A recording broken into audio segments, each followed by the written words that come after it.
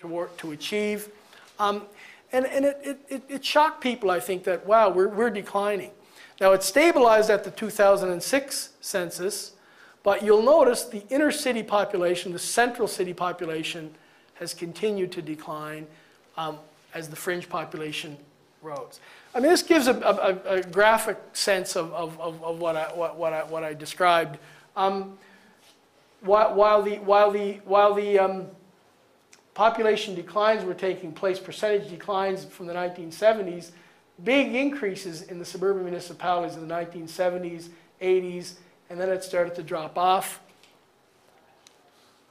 But this is another slide. We wanted to look at which groups were leaving. And so if you start to look at the age cohorts, you'll see really, you'll start to see the younger age groups, both in the city and the suburbs, were declining up to about 35. We're losing the youthful population each at the census in the census period. Well, what this did, as I mentioned, I think it forced the municipalities to start thinking, where are we going? They sat down and they designed what I said was a growth strategy, and they contracted a company to come in and do a land use plan for the inner harbor, the downtown core of the city. We need a plan to figure out where we're going. And the vision that was represented was quite different than the industrial harbor. This gives an idea of what it this is the market slip that I showed you in my opening slide right here. This is the sugar refinery that I showed you in the slide. Sugar refinery building has recently been knocked down. There's no housing on the site yet, but it very much is a brownfield site that needs a lot of work before you're going to put housing there. There's a new cruise ship terminal has been constructed right in here, and there's a walkway under construction all along the harbor edge. When I arrived in St. John, this was the edge of the harbor near that Hilton Hotel. You couldn't really, apart from the little boardwalk in front of the hotel, you couldn't really wander along the harbor. This is the walkway now as part of the waterfront redevelopment plan that came from that land use plan that was put in place. This is the area that was under the highway. I showed you where the highway cut the city in two along the railway tracks. This is you couldn't walk around here. In fact, parts of this were fenced off. You couldn't get in to walk around. That's the walkway now under the bridge. The walkway extends under the overpass. As part of this development, as these developments started to roll out in 2003, 2004, I like to think it was because of our project, our Cura project, that I was approached by the municipalities to chair an audit committee. They appointed one representative from each municipality and myself.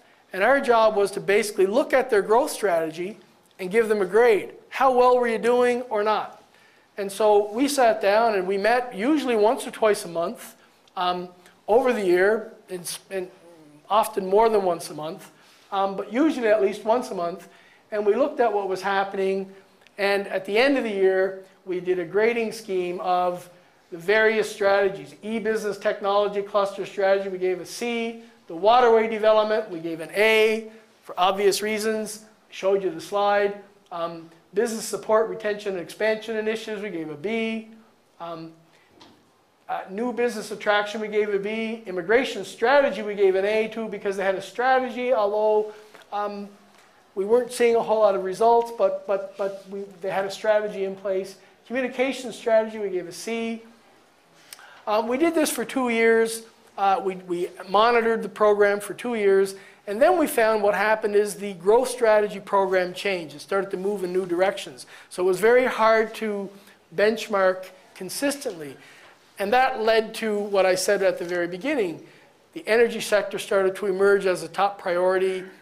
So things changed. So we decided we did 2 years 2 years of monitoring and provided a report card at the end of each year.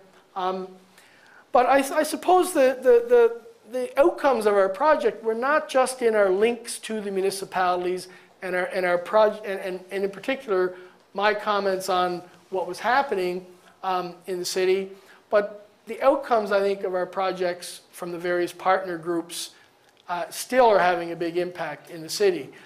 So the Human Development Council, for example, published a series of community publications on social conditions in St. John.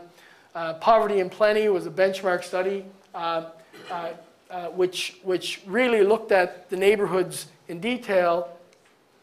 These are a series of publications that came out of the Human Development Council as part of our CURA. These were kind of community reports that were circulated in the community. Poverty and Plenty in 2005 specifically identified characteristics of St. John that I think shocked some people. We identified, in particular, 7 neighborhoods where there were very high concentrations of poverty. And I'll show you some of the mapping in a moment, but we get down to the census subdistrict level and identify these. But we started to look at these kinds of data, the St. John municipality relative to the St. John census metropolitan area, relative to the province, relative to some of the other suburban municipalities. Households paying greater than 30% income on housing costs. Again, the central municipality versus the surrounding municipalities. St. John versus Rothesay, for example. Rothesay is only 10 miles away from the center of the city, but it is a separate municipality. And you can see some very significant differences in terms of makeup of tenants versus owners and so on. So what we did is the Human Development Council led this project where they did a very detailed neighborhood mapping, identified the assets and the schools and so on in the neighborhoods, and then did a statistical summary of population in those neighborhoods. And I think it really highlighted some of the challenges that certain parts of the city are facing. And it was out there, and I knew that we were achieving some success one day because I was listening to the radio, and I heard the local police chief talking about setting up a community policing station, and he was using the language from our Poverty and Plenty report. He was talking about the neighborhood in the same text terms that the Human Development Council were using in the report. And so it's those little things. It's hard to know whether you're being successful or not, but that told me we were having some success. We did a report for the Kingston Peninsula on cultural rural tourism potential. Again, it was our students working with the Kingston Peninsula group, looking at what they might do to advance tourism potential on the peninsula. Dr. Jolliffe from our business faculty was working with them as well. Her results identified the need for a tourism association. There was no organization. They were doing things in a sporadic way. A small group was running a tea house. Another group was trying to manage a museum with volunteers. But these are just some summaries of some of the projects. I know we're running short of time, but I'll go through these reasonably quickly to give you a sense of the results that some of our projects have come up with, which have been on display at various exhibits. This was on display at the university. This project was on display at the university for a while. Changes in religious congregations from the late 19th century to the present. Fishers and fisheries, this is the one I mentioned. Identifying the species that are being exploited, how the number of fishers have decreased, and how fishers manage to coexist in an industrial harbor. I was very surprised to hear that there was still a very small commercial fishery operating in and around St. John. It is a polluted harbor, but using St. John as the base and out from the harbor. How do you measure success in these kinds of big collaborative projects? Well, as a university, we usually measure success through research publications, presentations, and reports. And we've had a whole series of these. We've sponsored conferences. We've got a variety of publications out there in journals and so on. But I like to use the student number that I mentioned at the beginning. We've had about 80 students over the course of this project employed, mostly undergraduates. interesting. We're primarily an undergraduate campus.